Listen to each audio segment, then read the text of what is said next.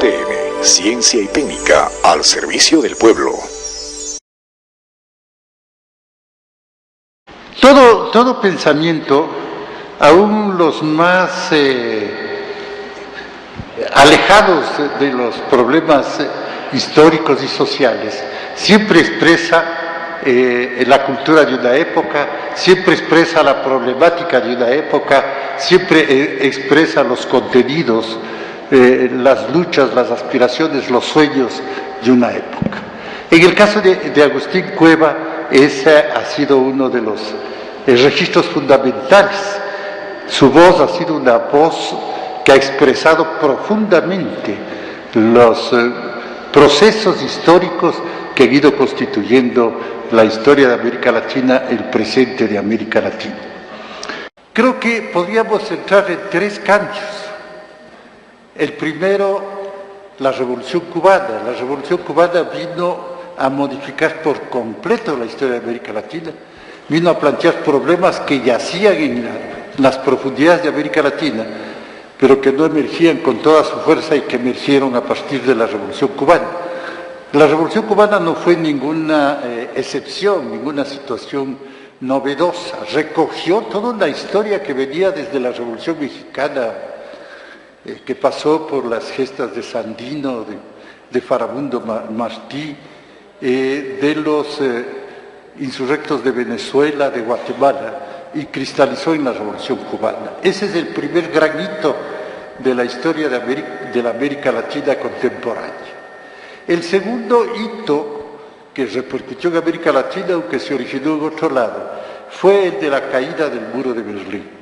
Este pareció marcar el cierre de una época histórica que había nacido con la Revolución Rusa de 1917 y abrir una época de dominio absoluto del capital.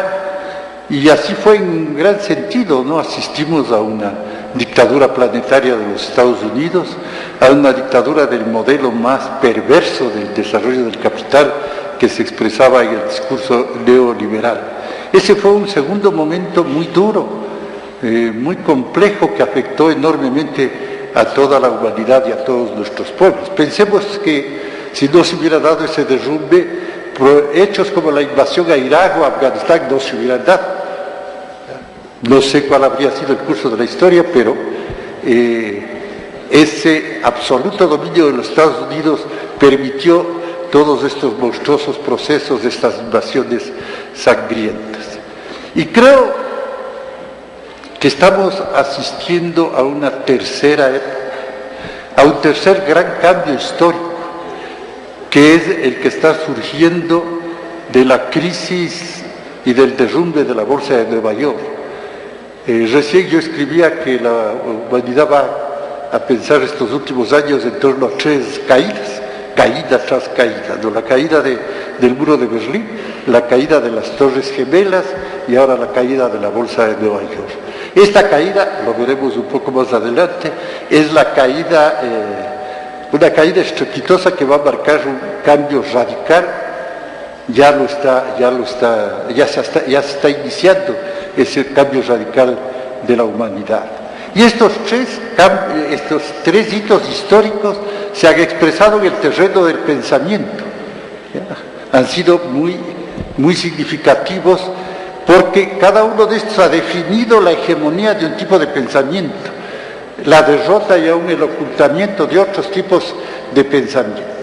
Y ahí es donde el pensamiento, las tesis de Agustín Cueva cobran su importancia capital, porque Agustín Cueva inicia su vida intelectual en los 60, o sea, en el marco de la Revolución Cubana, de la influencia de la Revolución Cubana, de los grandes cambios que empiezan a ocurrir en todas partes, y Agustín Cueva muere y cierra su ciclo vital en 1992, es decir, en la fase del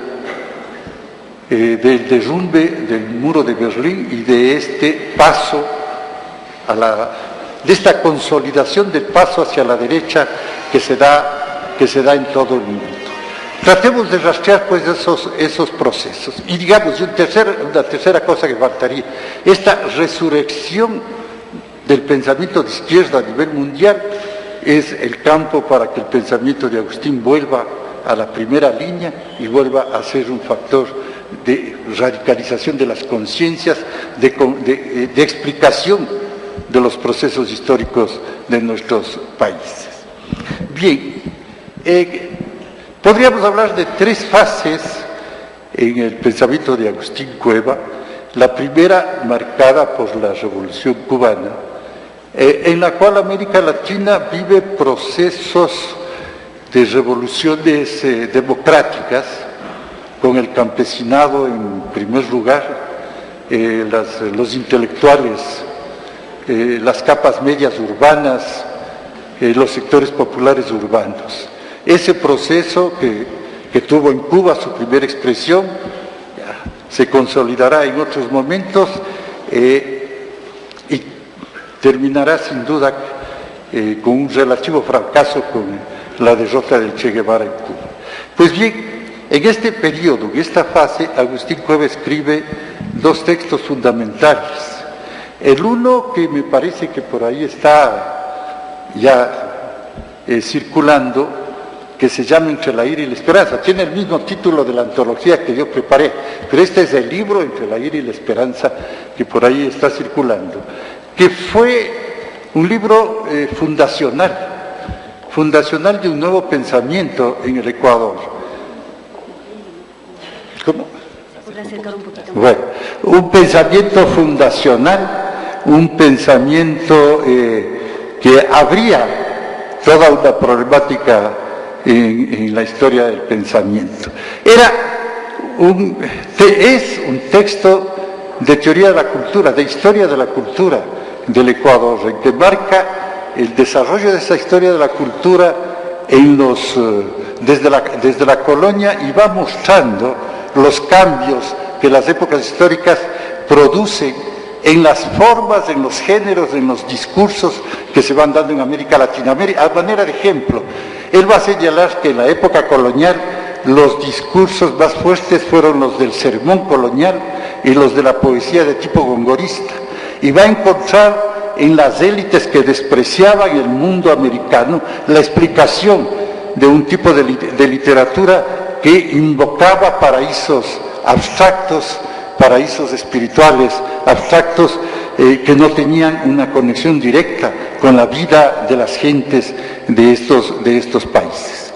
Y entonces la historia de América Latina empieza a girar ya no en torno al campesinado, sino en torno a los trabajadores y a los sectores populares urbanos, y eso va a marcar un cambio significativo y un cambio epistemológico, porque la emergencia de los trabajadores, como en 1848 produjo la emergencia del pensamiento de Marx, el proceso que va del 70 al 76 de emergencia de las luchas obreras en América Latina, va a marcar la emergencia de un marxismo que no llegó a cuajar totalmente, porque fueron derrotadas esas revoluciones, pero que hizo girar el pensamiento de las ciencias sociales, del mundo social, en dirección hacia Marx. Y Marx se transforma en el eje de pensar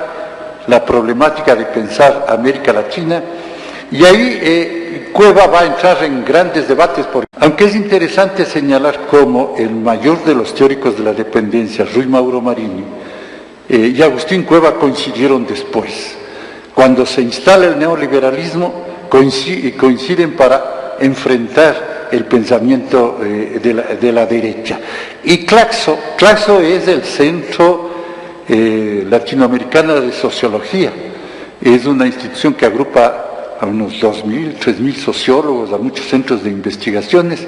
Es la institución más importante del pensamiento social de América Latina, y la Claxo, que ha evolucionado hacia la izquierda en los últimos periodos, abrió una línea de antología y estudio de los grandes pensadores críticos que ha tenido la historia de América Latina.